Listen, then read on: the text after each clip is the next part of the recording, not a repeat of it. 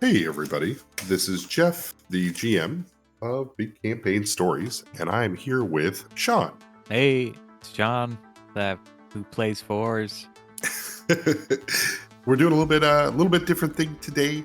I'll be doing one of these with all of the players for my little brother, my wonderful and adorable, tiny little brother, has asked to know more about the mechanics. So if you don't like Crunch, don't bother listening to these.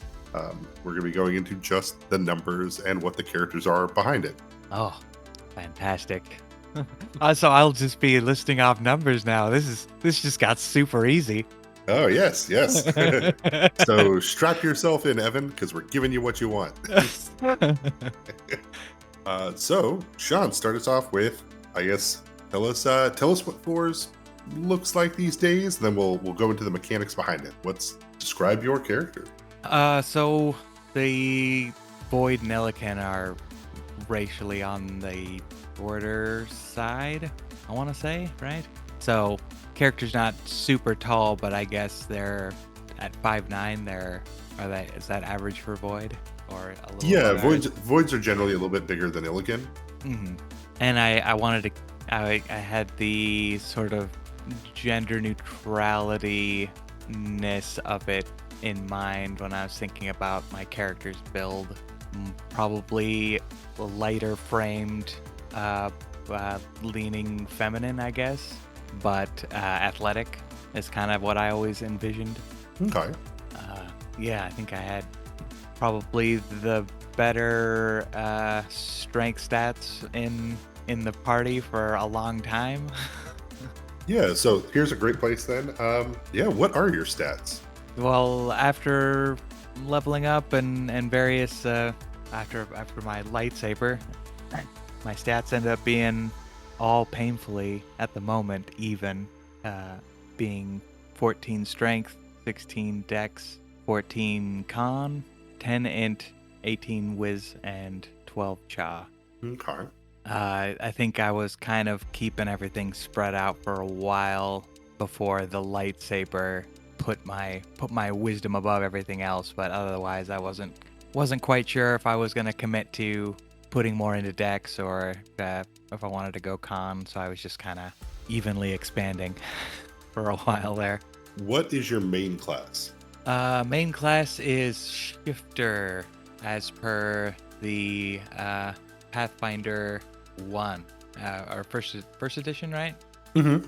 They didn't go decimals between 1 and 2. No, I haven't seen it in 2E yet. All right, and I haven't really looked at 2E much, but yes, the adaptive shifter archetype of the shifter class. And that's what lets you do like your enhanced speed and a few other of your kind of reactive abilities, right? Yeah. So there are times when I'd want to brain load. What tab are you trying to open?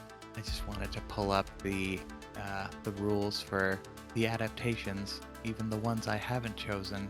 But it's come up a few times where it's like, do you have dark vision? It's like, there's an adaptation that would have allowed me to do that, which I didn't take, or possibly. Yeah. So yeah, if people have access to the material, I'm not gonna rattle off all of the rules to the archetype, but I think early on I had sprinting and climbing and recovering forms, and recently I've been putting into resistant form. Okay, to boost up your defenses and...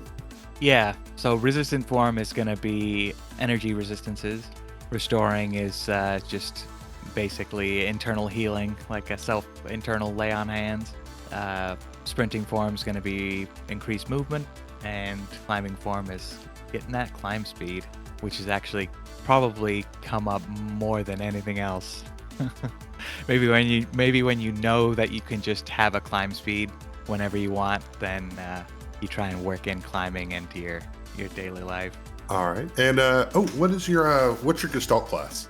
Gestalt class, I went with Vigilante because I knew I wanted to use the shifter as a disguise, like imitation type of character, like they don't allow you to just play a shapeshifter. Like, that race isn't available. And you and I have talked about 1,000 Phases class feature and how it always seems to, the earliest you can get it is always past its expiration date for when it could be fun. Yeah, absolutely. It's such a cool ability that just gets thrown at the end of builds to be like, and you can have anything now, whatever. Who cares? But yeah, just fun things that can happen with being able to shapeshift and opportunities that it gives us essentially just a quick disguise. But that's why I chose gestalting with Vigilante, so I could essentially assume I kind of did like a reverse secret identity. What? Or like, yeah. How do you describe where it's just like the mundane, the blending into the environment, and Yeah, you're Clark Kenting it. yeah. But those are all my super personas, are all the mundane ones I'm projecting into whatever environment I want to go into. Okay. But yeah, oh boy, and we've got 2 Gestalt levels so far, right? Correct. Yeah, I'm seeing. Yeah, I think I went for the Seamless Guise. Is how I get my absurd number. Anything that's impressive about me at all comes from this Gestalt feature, the +20 circumstance bonus to disguise as a cover identity. So when I don't want to be seen in a, I think we decided it was like a sort of this corporate environment. I could just blend in. Yeah. But yeah. Okay. And then I also keep on forgetting that I have 1 D8 a sneak attack that I get from this. Technically, because I don't think I've ever attacked anybody that wasn't like some sort of crazy tackle. That's just how it's ended up being. But it's like, yeah, technically I got that. That's funny. Yeah. No, you do have some. But you have the Vigilante sneak attack, which is a little bit more restrictive than your standard one. Just the Docker. Yeah. I guess I should double check how it's different before I use it. Like, how did they alter it? What was the flavor? Let's see here. You get an ability called Hidden Strike that does an extra D8 of precision on melee attacks. If foes that are unaware of your presence, who consider you an ally, or who are made flat-footed by startling appearance. This extra damage goes up by D8, but a stalker can also deal one to their flanking, but if they're flanking, it's D4s instead of D8s. Oh, okay. If it's easy to do, we're going to make it not worth your time to even pick up those dice. Yes. So you better just leave them alone. Yeah, okay. So I don't have sneak attack. There's an easier way to say that. Are there any cool feats you have or things that help to build fours into what fours is? I've been sort of like my stats, keeping. I've been sort of trying to keep it well-rounded, or selecting things that'll give me the most options in the long run. Except for that escape route feat. That was all for teamwork. As far as spreading it around, are you also doing that with your skills then? So the way I'm doing my skills is kind of how do I describe it? There are certain ones that have just had to take precedence just from sheer use, but I like to have at least a few skill points a level that I can devote to something that I did in between the last level and in the game and this level. So it's like, if this diplomacy situation popped up where I had to do a lot of talking to a lot of different people, I would go, okay, well, even if I'm not speccing for that or expecting to be really great at that, it's like, I feel like this is where a point or two goes that way. Okay. What are your top, what are your top 5 skills? Including disguise, because rank wise, I don't even put many ranks into disguise because of the nature of the class. And for the way I use it, I wouldn't consider myself super like I wouldn't be able to disguise someone else or aid in that particularly well. Yeah, other than that, got perception, stealth, computer use by sheer will and force, computer use, and looks like survival got in there just from being survival. I don't even know if I rolled a single survival check in this whole game, but I'm pretty good at it actually. All right, fair enough. And I guess this is all. Are people really wanting the actual numbers? Evan wanted the mechanical side of it, so here So at level 6, if you want to say you're plus 12 to survival or computer use or whatever, then go for it, man. yep. Got plus 12 on computer use, 10 on survival, 11 on stealth, 13 perception, and 26 when I'm assuming my identity, or when I'm trying to blend in. 26 on my disguise. Let's see here. What I need to do, I think next time I do a level, I'm going to probably dump a rank into perform to imitate other people's voices. Okay. Like, I don't think that sort of thing does it say that sort of thing is included in an alter self type ability? Like, you can change your vocal quality, but I guess. Yeah, I think that's actually underneath the bluff skill. Oh, okay, bluff. So yeah, maybe I need to put a little bit more into bluff. Anyway, I haven't tried to directly imitate anyone yet, but I imagine I do that. And you'd say that's the bluff, eh? Mm-hmm. It makes sense if you're. Yep, it's sound mimicry is bluff opposed by sense motive. Very good. And if they're not familiar with the person you're imitating, then they get a -8. Mm-hmm. I don't know who that's supposed to be, but I'm sure you're doing it very well. Yeah.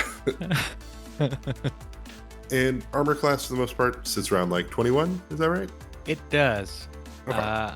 Yeah, I believe that's from a recent acquisition of that sweet zebra stripe suit.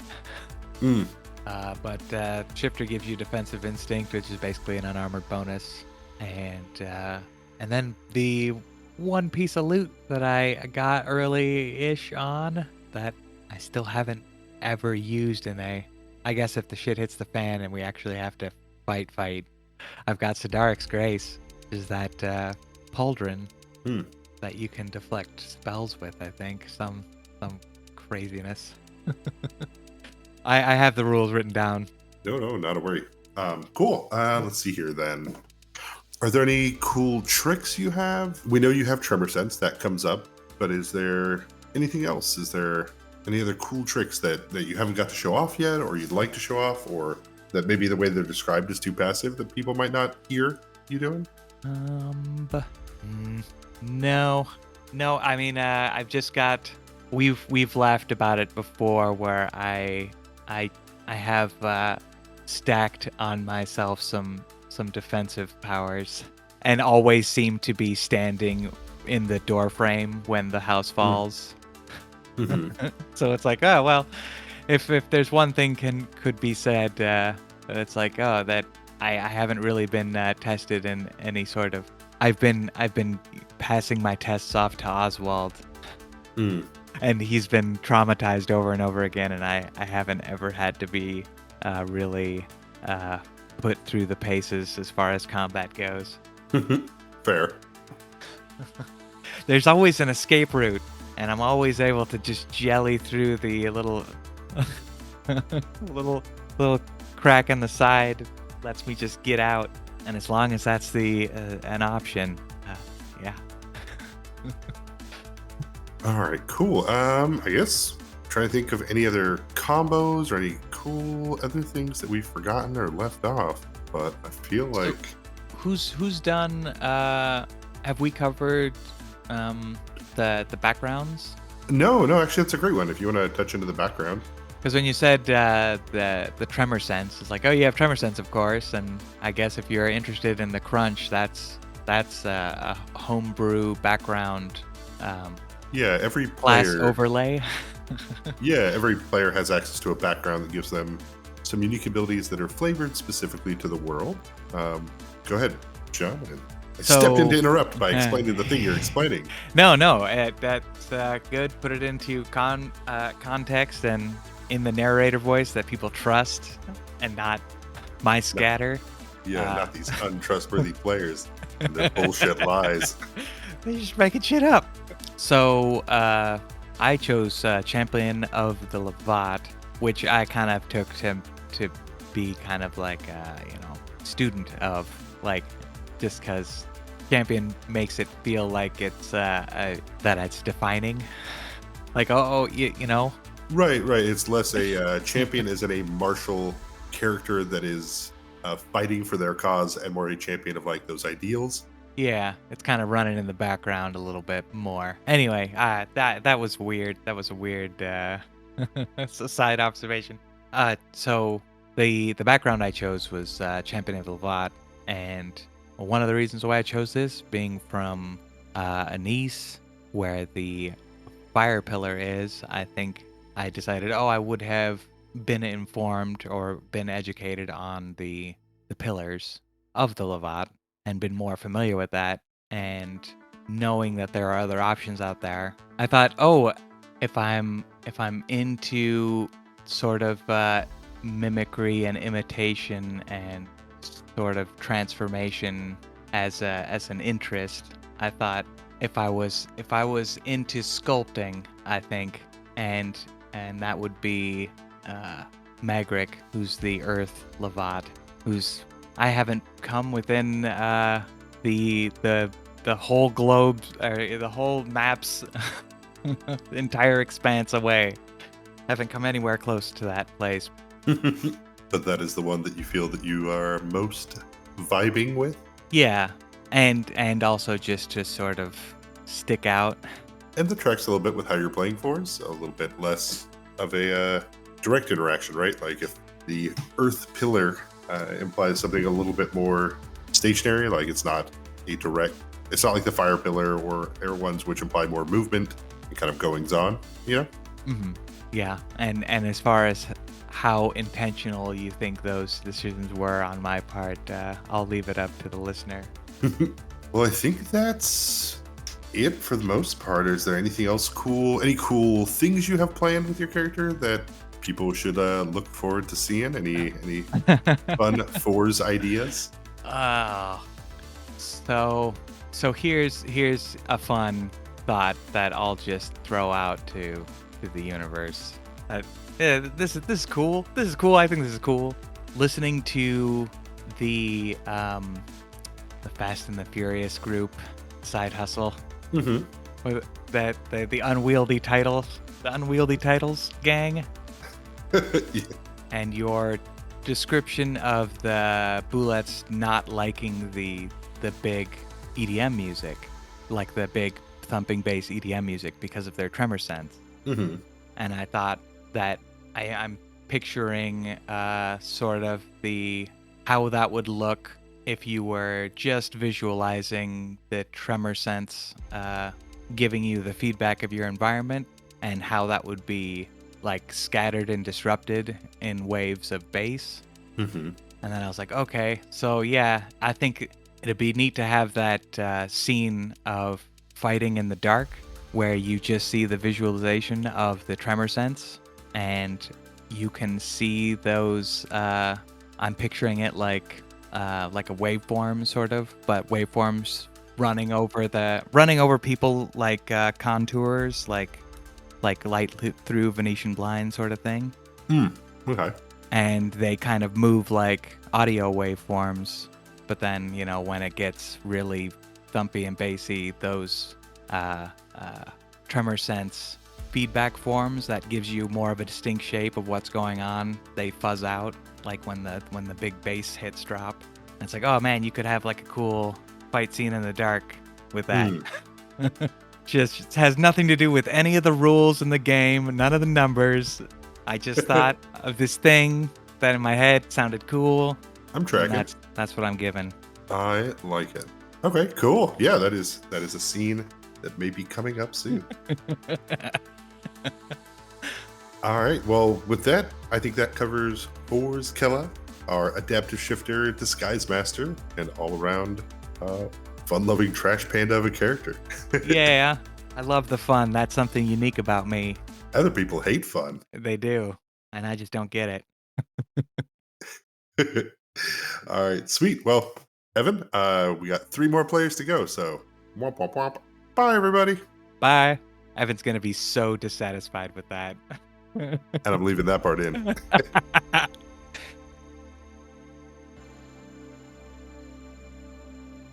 The music was brought to us by Sergepavkin Music, and the title of the track is Elegant Technologies.